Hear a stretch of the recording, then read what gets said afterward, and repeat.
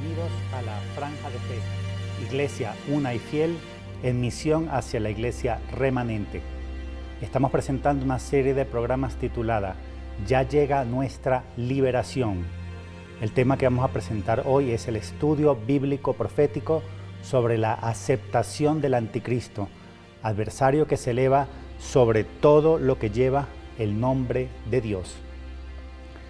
En un programa anterior explicábamos los principales enemigos de Jesús y de María que aparecen en el Apocalipsis, capítulos 12, 13 y 17. En ese programa sobre la profecía bíblica del tercer secreto de Fátima, centramos la atención en la bestia de dos cuernos, que representa la masonería y que logra su objetivo de entronizar un papa masón, que además hace que los habitantes de la tierra adoren a la otra bestia, a la bestia del mar. El programa de hoy se va a centrar en esa otra bestia, que es la bestia del mar de Apocalipsis 13:1. Veamos qué nos dice Apocalipsis 13:1. Y vi surgir del mar significa simbólicamente muchedumbres de pueblos y naciones, una bestia que tenía 10 cuernos y 7 cabezas. Las explicaciones que hemos estado dando corresponden a las que dio la Virgen al Padre Gobi en el libro azul, a los sacerdotes, mis hijos predilectos. Pues resulta que la Virgen explica que los 10 cuernos son los 10 poderosos medios de comunicación que están en manos de la masonería. ABC, CBS, CNN, etcétera, BBC. A la gente le gusta ver muchas noticias, ¿no? Enterarse de lo que sucede en el mundo. Pero es muy importante entender lo que nos dice la Virgen, porque si esos medios de comunicación pertenecen a la masonería, no todo lo que dicen es verdad. Mezclan la verdad con la mentira para que no podamos discernir entre lo uno y lo otro. Las 7 cabezas son las 7 principales logias masónicas del mundo. Después continúa, y en sus 10 cuernos 10 diademas, y en sus cabezas títulos blasfemos. Entonces la tierra entera siguió maravillada a la bestia. Más adelante dice, le fue dada una boca que profería grandezas y blasfemias, y se le dio poder de actuar durante 42 meses. Se le concedió hacer la guerra a los santos y vencerlos. Se le concedió poderío sobre toda raza, pueblo, lengua o nación. De modo que ese poder de actuar durante 42 meses es un poder sobre todos los países del mundo y sobre todos los habitantes de la tierra. Y la adorarán todos los habitantes de la tierra cuyo nombre no está escrito desde la creación del mundo en el libro de la vida del Cordero degollado. La Virgen nos explica entonces que la bestia que surge del mar es la masonería y que tendrá como cabeza o como líder al anticristo. Aquí hay una primera profecía bíblica sobre la aceptación del anticristo, pues dice que la tierra entera siguió maravillada a la bestia, es decir, seguirá al anticristo y su líder será adorado. Veamos otra cita, lo que nos dice Jesús en Juan 5. Y el Padre que me ha enviado es el que ha dado testimonio de mí. Más adelante agrega, vosotros investigáis las Escrituras, ya que creéis tener en ellas la vida eterna. Ellas son las que dan testimonio de mí. De manera que Jesús nos dice que tanto el Padre como las Sagradas Escrituras dan testimonio de Él, de Jesús. Pero luego nos hace una advertencia profética. Yo he venido en nombre de mi Padre y no me recibís. Si otro viene en su propio nombre, a ese le recibiréis. San Ireneo de León, en su maravilloso libro Contra los herejes, nos explica que ese otro, referido en Juan 5, es el anticristo, el cual será recibido y aceptado como Mesías. Aquí tenemos, por lo tanto, otra profecía bíblica que demuestra que el anticristo será recibido. A Jesús lo rechazaron, lo condenaron, el mundo lo desconoció, pero el anticristo sí será recibido como nos lo profetiza Jesucristo. Veamos ahora Daniel capítulo 8, dice así, y al término de su reino, cuando lleguen al colmo los pecados, está hablando de una generación perversa futura que es la nuestra, la generación del aborto, de la contracepción, de la ideología de género, de los matrimonios homosexuales. En esa época surgirá un rey, insolente y hábil en engaños, se hará poderosa su fuerza, destruirá a poderosos y al pueblo de los santos, Por su habilidad triunfará el engaño entre sus manos, se exaltará en su corazón. Pues también San Ireneo de León nos explica que este rey de Daniel 5 es el anticristo, y Daniel 8 lo describe con 5 características o cualidades: poderoso, exitoso, orgulloso, insolente y hábil en engaños. Hay otro capítulo, Daniel 3, donde 3 hebreos fieles a Dios, por no querer adorar una estatua que hizo Nabucodonosor, son condenados a morir incendiados, ¿no?, en las llamas. Pues resulta que Dios los protegió por su fidelidad. No solo no fueron quemados, sino que ni siquiera el olor del humo se les pegó. Un milagro patente. Este milagro es referido por Matatías en la primera de Macabeos con estas palabras: Ananías, Azarías y Misael, por haber tenido confianza, se salvaron de las llamas.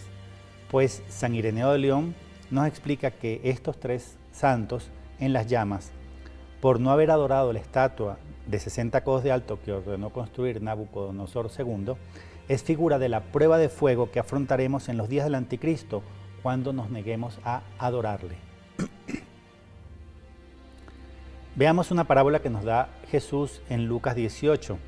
Dice así: había una vez un juez en una ciudad que ni temía a Dios ni respetaba a los hombres. Había en aquella ciudad también una viuda que, acudiendo a él, le dijo: hazme justicia contra mi adversario. Durante mucho tiempo no quiso, pero después se dijo a sí mismo: aunque no temo a Dios ni respeto a los hombres, como esta viuda me causa molestias, le voy a hacer justicia, para que no venga continuamente a importunarme. Dijo pues el Señor: oíd lo que dice el juez injusto. Y Dios no hará justicia a sus elegidos que están clamando a Él día y noche, y les hará esperar. Os digo que les hará justicia pronto. Pues si yo no me hubiera leído el libro de San Ireneo de León contra los herejes, no hubiera entendido que este relato, esta parábola, es también profética, que ese injusto juez de Lucas 18 es el anticristo, que no teme a Dios ni a los hombres. Y además explica San Ireneo que la viuda es la Jerusalén terrestre. ¿Por qué se quedó viuda? Porque su amado esposo, su Señor, fue asesinado. De hecho, termina diciendo: pero cuando el Hijo del Hombre venga, ¿encontrará fe sobre la tierra? Esa es señal de apostasía, la misma que leemos en 2 de Tesalonicenses y que está como parte del tercer secreto de Fátima. Veamos otras 2 citas que nos hablan del anticristo, y esto explicado por el mismo San Ireneo de León. Una es Jeremías 4, que nos dice: una voz avisa desde Dan y da la mala nueva desde la tierra de Efraín. Los enemigos vienen de tierra lejana. Y después agrega: tu proceder y fechorías te han acarreado esto. Es por el pecado del hombre que viene todo esto. Y completa esta afirmación profética diciendo: se anuncia quebranto sobre quebranto, porque es saqueada toda la tierra. El anticristo es de la tribu de Dan, y esto es lo que va a traer: quebranto, destrucción, toda la tierra saqueada. Jeremías 8 dice: porque hemos pecado contra Yahvé, o sea, por el pecado del hombre. Dice: desde Dan se deja oír el resuello de sus caballos, al relincho sonoro de sus corceles tembló la tierra toda. Vendrán y comerán el país y sus bienes, la ciudad y sus habitantes. Vuelve a decir que esta maldición, ¿no?, esta devastación viene de Dan, de la tribu de Dan, y que ante él tiembla toda la tierra. Nos explica, por tanto, San Ireneo que el anticristo procede de la tribu de Dan, y que es justamente por eso por la cual el Apocalipsis no enumera esa tribu entre las que se han de salvar. Eso está en Apocalipsis 7, donde antes de hacer daño a la tierra, son sellados los que deben salvarse, y enumera las tribus que son selladas. Entre las tribus que enumera no está la tribu de Dan, porque de ella procede el anticristo. Veamos qué nos dice Nuestra Señora de la Salet. Esta profecía es referida por San Juan Pablo II como la reina de las profecías, una profecía clara, dura, impresionante, que nos habla también del anticristo, y dice de él lo siguiente: será durante este tiempo, que es nuestro tiempo, que nacerá el anticristo de una religiosa hebrea, de una falsa virgen que tendrá comunicación con la serpiente antigua, el señor de la impureza. Y agrega, al nacer vomitará blasfemias, tendrá dientes, será, en una palabra, el diablo encarnado. Lanzará gritos terribles, hará prodigios, solo se alimentará de impurezas. Aquí la Virgen nos da un mensaje misterioso, por así decirlo, pues la mayor parte de las religiones no tienen religiosas. Casi todas las religiones son muy machistas en este sentido, ¿no? Las mujeres no pueden entrar en algunos templos según su religión, o entrar, pero no en cualquier parte, no tocar los libros sagrados, etc.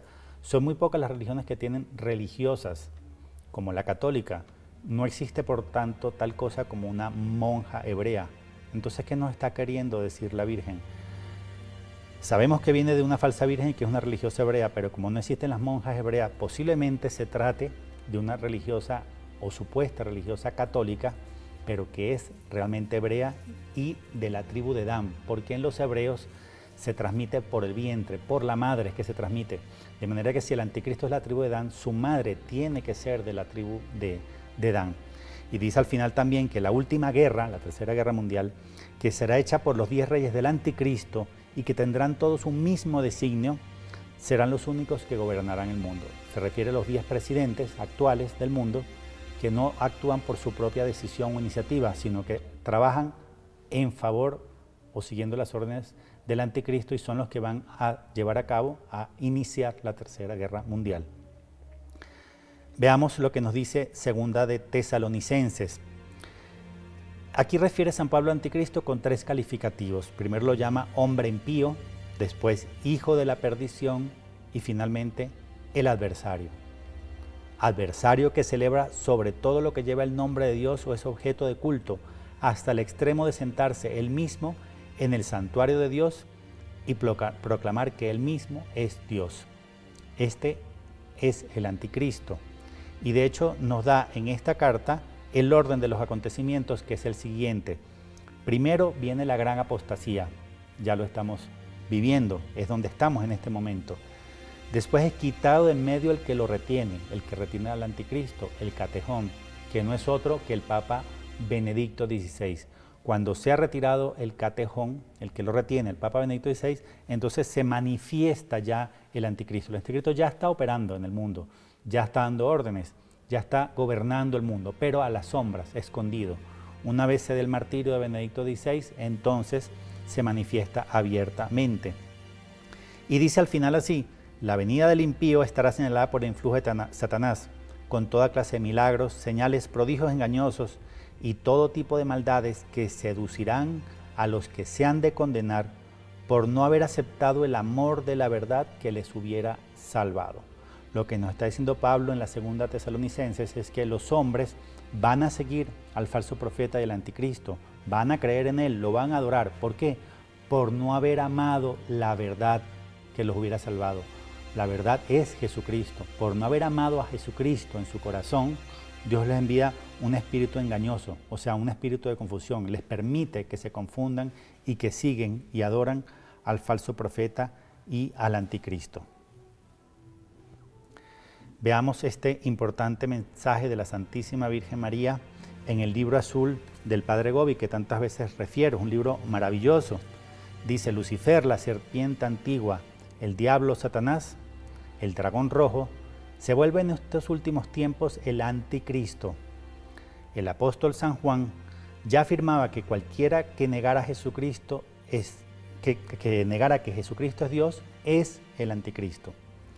La estatua o el ídolo construido en honor a la bestia para ser adorado por todos los hombres es el anticristo. Después continúa, en este periodo histórico la masonería, ayudada por la eclesiástica, logrará su objetivo, construir un ídolo para ponerlo en lugar de Cristo y de su iglesia. Un falso Cristo y una falsa iglesia.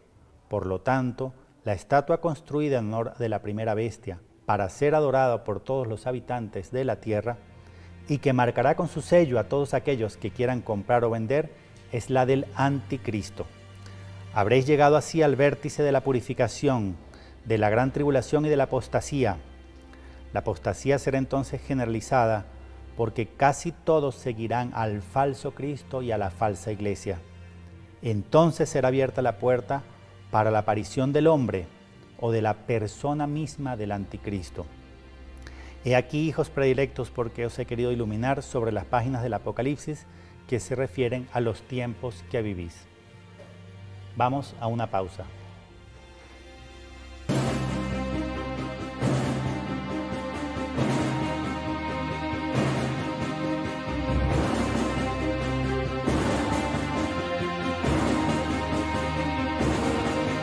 Continuamos con el estudio bíblico profético sobre la aceptación del anticristo. Hemos leído ya varias citas bíblicas que demuestran que este enemigo de Dios será aceptado, reconocido y adorado por la inmensa mayoría de las personas en el mundo. Estábamos leyendo una cita de la Virgen María en el libro A los sacerdotes hijos predilectos de la Santísima Virgen, un mensaje importantísimo dado en Milán el 17 de junio de 1989. Lo habíamos leído, pero vamos a explicarlo un poco porque es un mensaje muy importante y hay que entenderlo bien. La aceptación del anticristo se da por fases, como lo explican las Sagradas Escrituras, como lo explica Pablo en la Segunda de Tesalonicenses y como lo explica la Virgen María. El primer paso tiene que llegar al vértice de la iglesia el falso profeta, la bestia de dos cuernos, porque es la que le prepara el camino, así como San Juan Bautista le prepara el camino a Jesucristo. Y una vez que se manifiesta, dice, he aquí el Cordero de Dios que quita el pecado del mundo. Este es quien yo les anunciaba y a quien no merezco ni siquiera desatar sus sandalias. El falso profeta cumple el mismo rol. Es decir, él le allana el camino al anticristo, lo prepara al mundo para recibir al anticristo, de tal manera que cuando se manifieste ya como hombre, el falso profeta pueda decir, este es quien yo les está anunciando, el Mesías, el Hijo de Dios, etc. Obviamente, no va a ser el Cristo, sino el anticristo, pero el falso profeta le prepara el camino. Para preparar el camino, lo que nos explica la Biblia y la Virgen María es que primero se crea un ídolo que es adorado, según lo explica Apocalipsis 13. Ese ídolo es una falsa iglesia y un falso Cristo. ¿Qué es un falso Cristo? Es un Cristo sin cruz, un Cristo que no habla de la condenación eterna, que no llama pecado al pecado. O sea, un falso Cristo es un Cristo con una doctrina falsa, ¿no? Un cristianismo sin cruz. Eso ya ha venido siendo preparado por el falso profeta cuando nos dice, por ejemplo, no puede existir la condenación eterna, esa no puede ser la lógica del Evangelio. Pues si no existe la condenación eterna, pequemos, vamos a pecar porque igual no me voy a condenar, ¿no? Eso es un falso Cristo, un cristianismo sin cruz. Y una falsa iglesia, ¿no? La Virgen nos dice un falso Cristo y una falsa iglesia. ¿Qué es esa falsa iglesia? Pues es una falsa iglesia ecuménica universal que reúne no solamente a todas las confesiones cristianas como si todas fueran ciertas, verdaderas, sino que reúne a todas las religiones como si todas permitieran llevar a Dios. Esa es la falsa iglesia, una amalgama, un amasijo de todas las religiones donde cada quien piensa lo que crea, adora al Dios que quiera y de todos modos se va a salvar. Pues eso, falso Cristo y esa falsa iglesia es una antesala, una preparación para que cuando se manifieste el anticristo ya como persona, como ser humano en el cual mora Satanás, es decir, el diablo encarnado en un hombre, entonces ya tenga el camino allanado. Entonces, repito, el orden es, aparece el falso profeta, él crea una falsa religión y hace adorar un falso Cristo, un cristianismo sin cruz, sin condenación eterna, sin hablar del pecado, etc. Y una falsa iglesia ecuménica universal, y así se le da paso a que cuando el anticristo se manifieste, ya sea reconocido como el Mesías, como el verdadero Hijo de Dios vivo. Entonces veamos cómo el falso profeta ha ido preparando este camino del falso Cristo y de la falsa iglesia. Lo voy a hacer comentando un video importantísimo de hace 2 años aproximadamente, del Papa Francisco, conocido como el video ecuménico o el video sobre el diálogo interreligioso.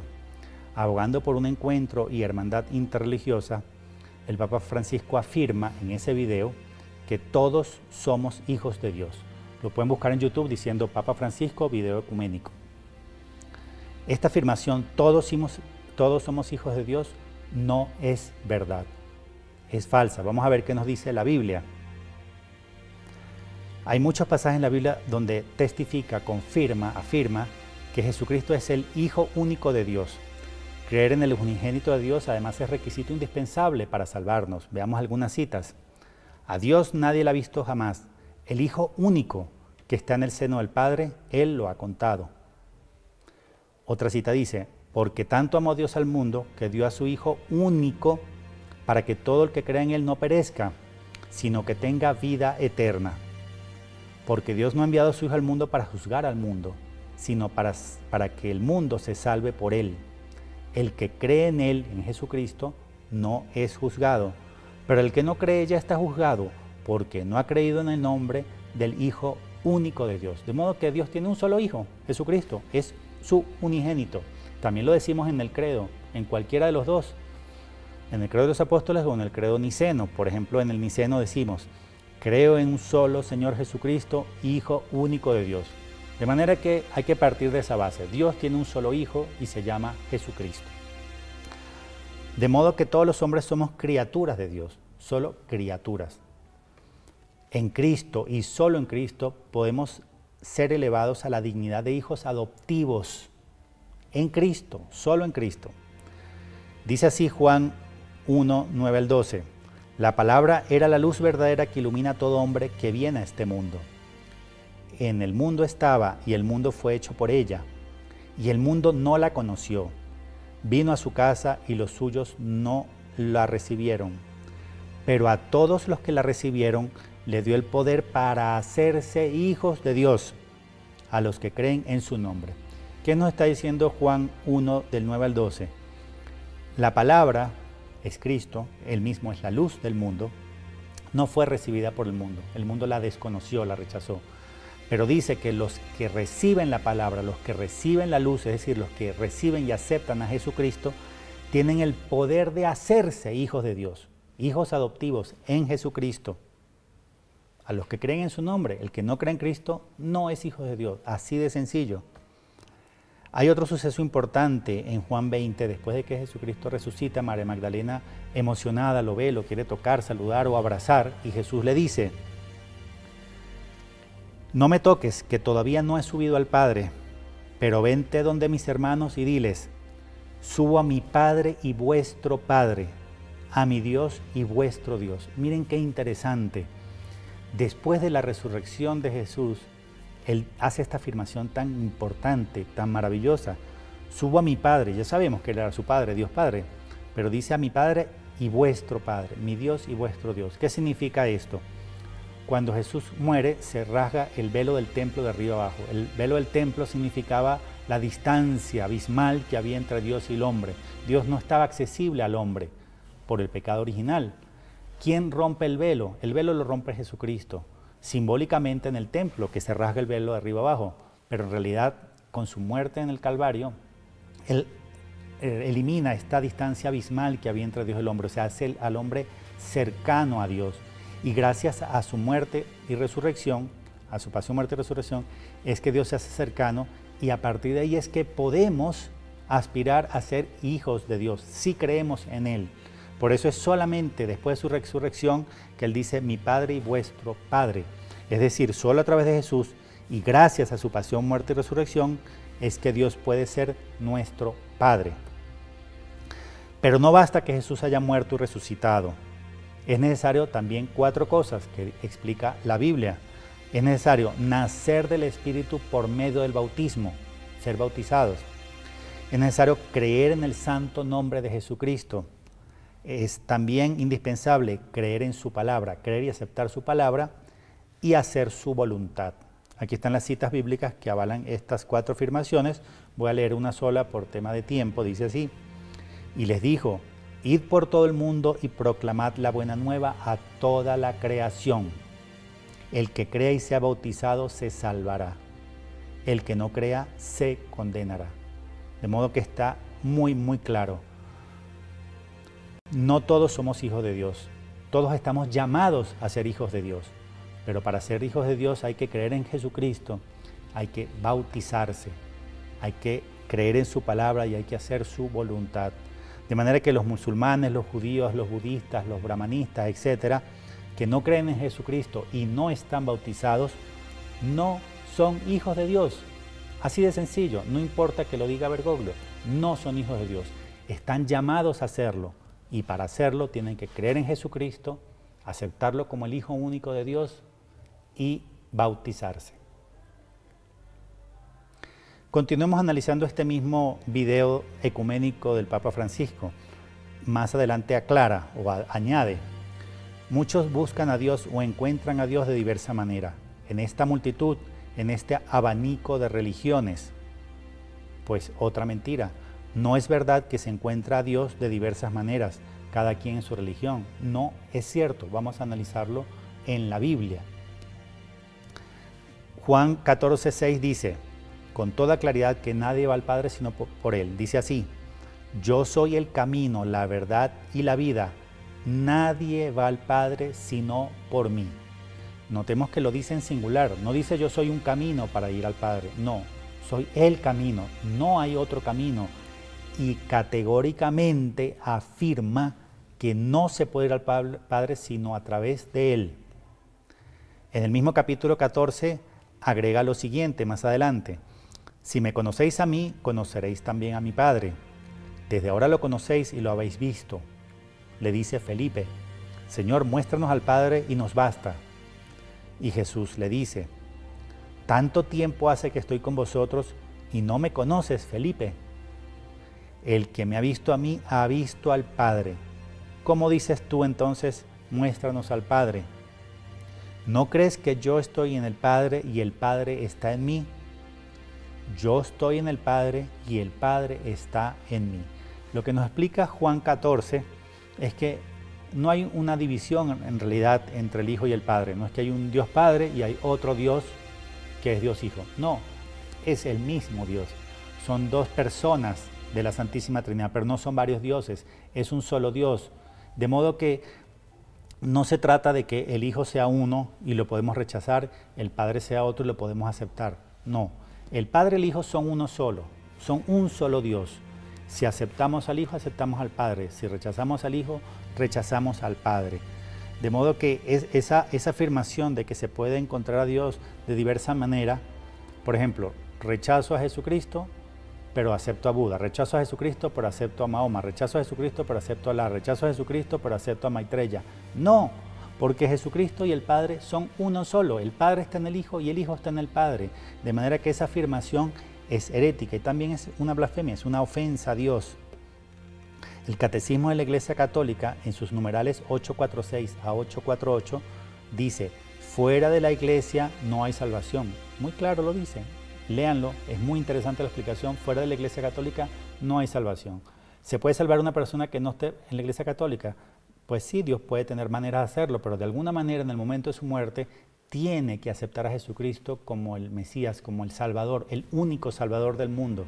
Tiene que, por decirse así de alguna manera, convertirse en el último instante de su vida, aceptar a Jesucristo, hacerse católico aunque sea en el último segundo de su existencia. Pero sin aceptar a Jesucristo no hay salvación. De modo que no nos dejemos engañar. Solo hay un camino en singular para llegar a Dios Padre. Ese único camino es Jesucristo. Nadie va al Padre sino por Él. No hay otras vías para llegar al Padre, no hay otros caminos.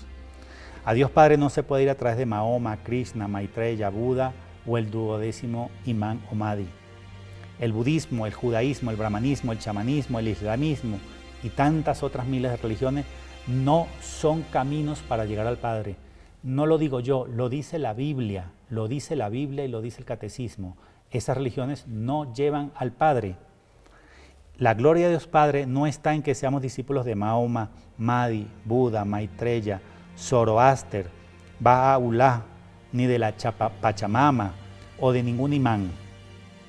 Porque la gloria de mi Padre, dice Jesús, está en que deis mucho fruto y que seáis mis discípulos.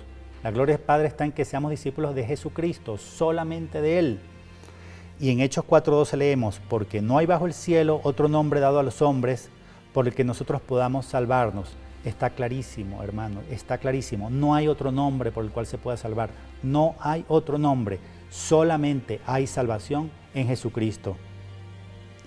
El video del Papa separa al Padre y el Hijo, lo cual no puede ser, e insinúa que negando al Hijo se puede llegar al Padre. Eso es una herejía y también es una blasfemia, es una ofensa a Dios.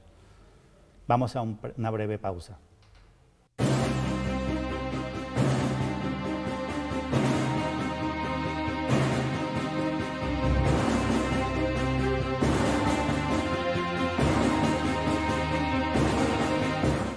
Continuamos con el estudio bíblico profético sobre la aceptación del anticristo. Vimos cómo la Virgen María nos explica en el libro azul del Padre Gobi que para prepararle el terreno al anticristo y ser aceptado como Mesías y ser adorado como Dios, primero el falso profeta le tiene que preparar el camino, como lo que hacía San Juan Bautista preparándole el camino a Jesucristo. Entonces estábamos analizando el video ecuménico o el video del diálogo interreligioso del Papa Francisco, justamente en preparación para la venida del anticristo. Este video muestra esta imagen, una horrorosa imagen si la analizamos detalladamente. En esta imagen salen distintas confesiones y cada uno pone lo suyo, ¿no?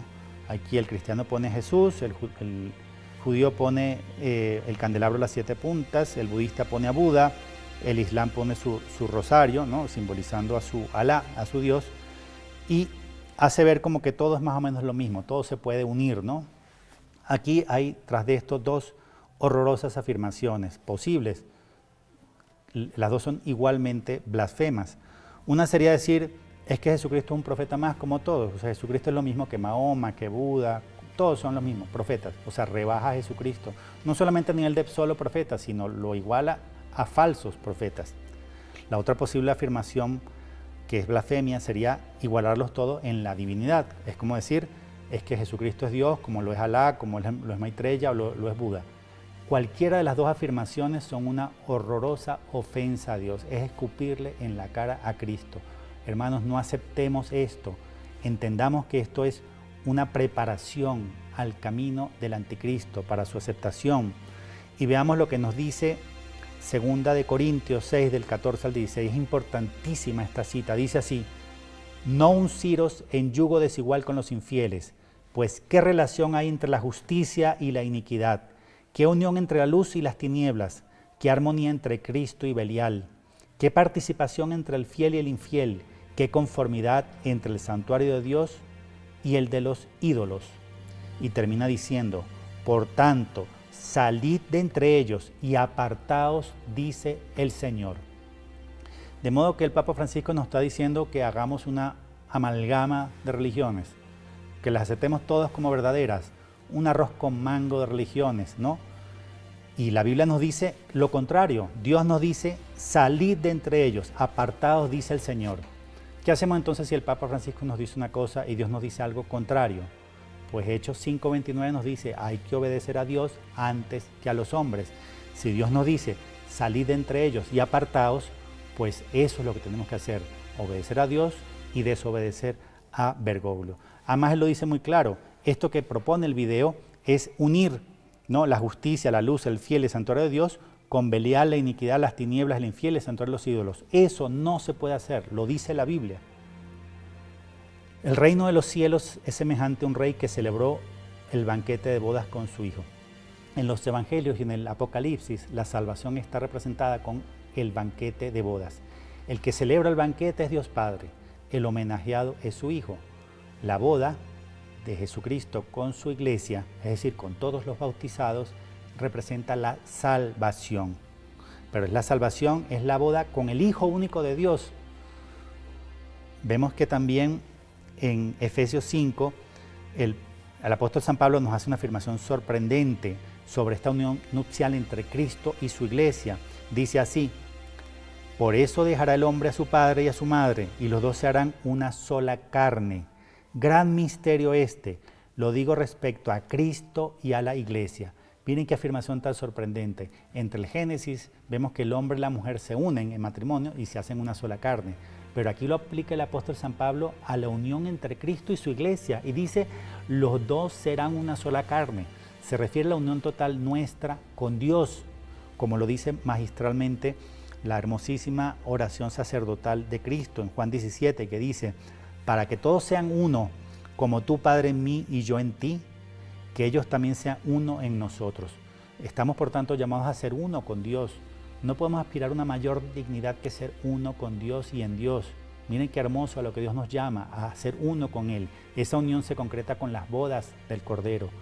La boda del Cordero, como explicábamos antes, es la salvación, la unión esponsal de Cristo con nuestra alma, pero solo con Cristo. No hay salvación fuera de Cristo.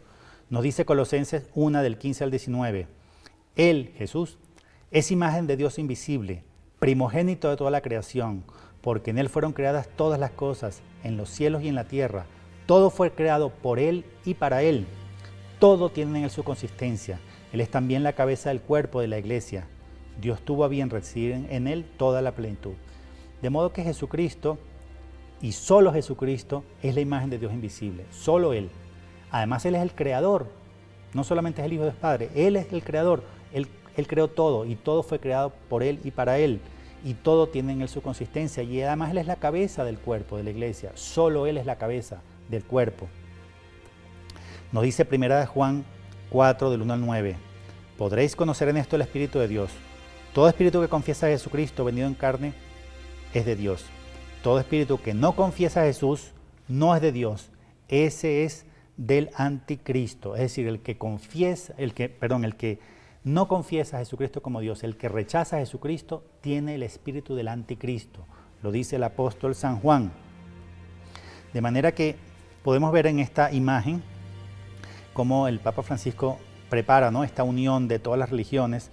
¿Con quién está tomándose esta foto? ¿Con quién se está uniendo? Con todos los que rechazan a Cristo, con todos los que niegan a Cristo. Y la Biblia dice que los que niegan a Cristo tienen el espíritu del anticristo. De manera que ahí está el Papa Francisco unido con los que tienen el espíritu del anticristo. Y como leíamos antes en 2 de Corintios, que nos obliga a no unirnos con ellos, sino a separarnos, Él está incumpliendo un mandato bíblico justamente para crear esta religión universal en preparación a la manifestación del anticristo. El verdadero ecumenismo es la unión de todas las religiones cristianas.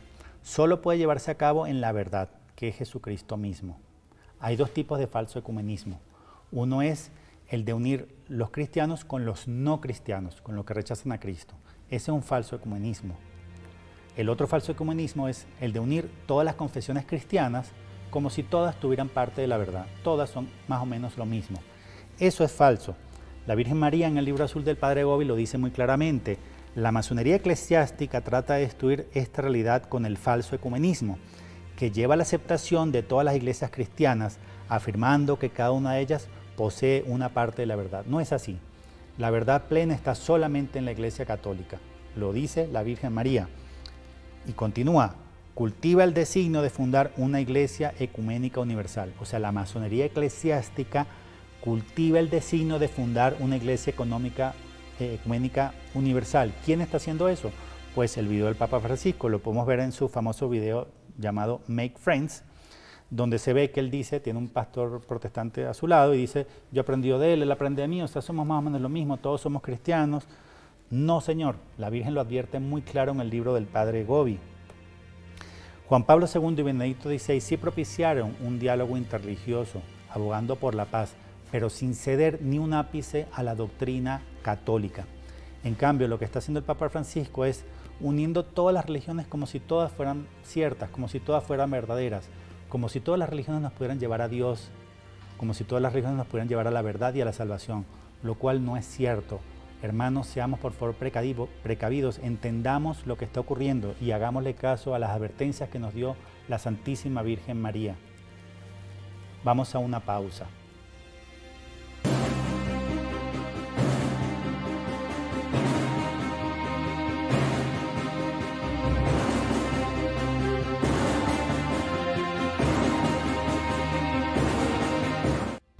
Cerramos entonces este programa sobre el estudio bíblico profético de la aceptación del anticristo.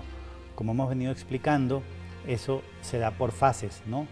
Y una de las fases, como vamos a ver, para la aceptación del anticristo, es la entronización del hombre en sí mismo, el antropocentrismo, ¿no? Veamos una importante afirmación del falso profeta en una homilía en el estado Campobasso, en Molise, Italia, el 5 de junio de 2014. Solo voy a leer la traducción al castellano y dice así: es necesario poner la dignidad de la persona humana en el centro de toda perspectiva y de toda acción. Los demás intereses, aun cuando sean legítimos, son secundarios. Lo dice muy claro, poner la dignidad de la persona humana en el centro de toda perspectiva y de toda acción. Pero qué barbaridad, si los cristianos se supone que somos cristocéntricos y debemos poner a Cristo en el centro de toda perspectiva y de toda acción. No debemos poner al hombre en el centro, sino a Cristo en el centro. De modo que el Papa Francisco promueve un antropocentrismo peligroso, un enaltecimiento del hombre. Es decir, reemplazar el cristocentrismo del cristiano por un antropocentrismo, poner al hombre en el centro de todo. Las tres fases serían como sigue. Primero, sacar a Dios del corazón del hombre, ¿no? Después, el enaltecimiento del hombre, el hombre poniéndose en el lugar de Dios, ¿no? El hombre llenándose de soberbia. Y después, la tercera fase ya es la aceptación del anticristo. Este es el plan, ¿no?, que está siguiendo el falso profeta para que cuando se manifieste el anticristo pueda ser aceptado y adorado. Veamos entonces por qué los cristianos tenemos que ser cristocéntricos. Todo confluye en Cristo, en Él todo llega a su plenitud. Él es el alfa y el omega, el principio y el fin, y Él es también el centro de la historia. No es por casualidad que los años se cuentan en negativo desde Cristo y en positivo desde Cristo. No, con eso Dios Padre nos dijo que Él es el centro de la historia y es el centro de todo. La Biblia es cristocéntrica. Todo el Antiguo Testamento anuncia a Cristo y el Nuevo Testamento testifica a Cristo. Toda la Biblia está en el centro de Cristo. Por eso es que en el Monte Tabor se aparece entre él, Elías y los profetas, diciendo que los profetas lo anunciaban a él. Y la ley, de la ley mosaica, que era la sombra, se cumplía en él en plenitud. El Catecismo también nos dice que Jesús cumplió una triple función de sacerdote, profeta y rey. Además, Él es el centro del sacrificio perpetuo, siendo al mismo tiempo sacerdote, víctima y altar en el santo sacrificio. Él es el centro de la liturgia. Todo lo que establecía la ley se lleva a cabo y se cumple en plenitud en Jesucristo mismo. De modo que nosotros tenemos que ser realmente cristocéntricos y defender que Cristo es el centro de todo. Él es el principio del fin, el alfa y el omega.